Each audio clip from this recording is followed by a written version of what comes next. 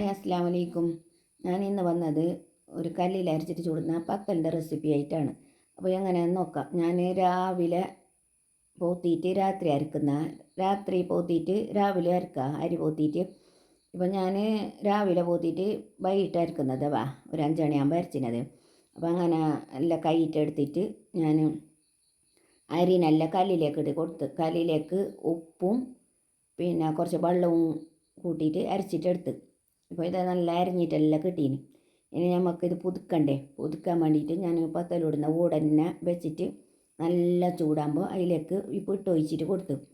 പിട്ട് നല്ല പുതുങ്ങിയിട്ട് വരണം, ചണ്ടി ഉണ്ടാവാൻ കഴിയുക, നല്ല ഉറച്ചിട്ട് വരണം.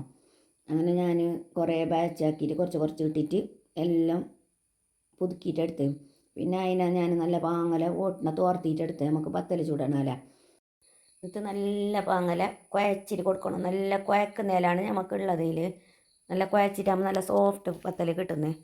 നല്ല കുഴച്ചിട്ട് കൊടുത്തിട്ടായിട്ട് ഓരോരോ ബോൾസ് ആക്കിയിട്ട് പത്തൽ ഈ അച്ചിയിൽ വെച്ചിട്ട് നെക്കിയിട്ട് കൊടുക്കാം. നെക്കിയിട്ടെല്ലാമായിട്ട് ഇനി ഓട്ടിലേക്ക് നല്ല ചൂടായ ഓട്ടിലേക്ക് ഇട്ടിട്ട് കൊടുക്കണം. ഫസ്റ്റ് ഒന്നിടാം, ഇനി രണ്ടാമത് ഇടാം. രണ്ടാമത് ഇടുമ്പോൾ ഫസ്റ്റ് ഇട്ട് തന്നെ മറിച്ചിട്ടിട്ട് കൊടുക്കണം. അപ്പോൾ ഇത്ര തന്നെ എൻ്റെ വീഡിയോ ഇഷ്ടപ്പെട്ടാൽ ലൈക്ക് ചെയ്യാൻ മറക്കണ്ട.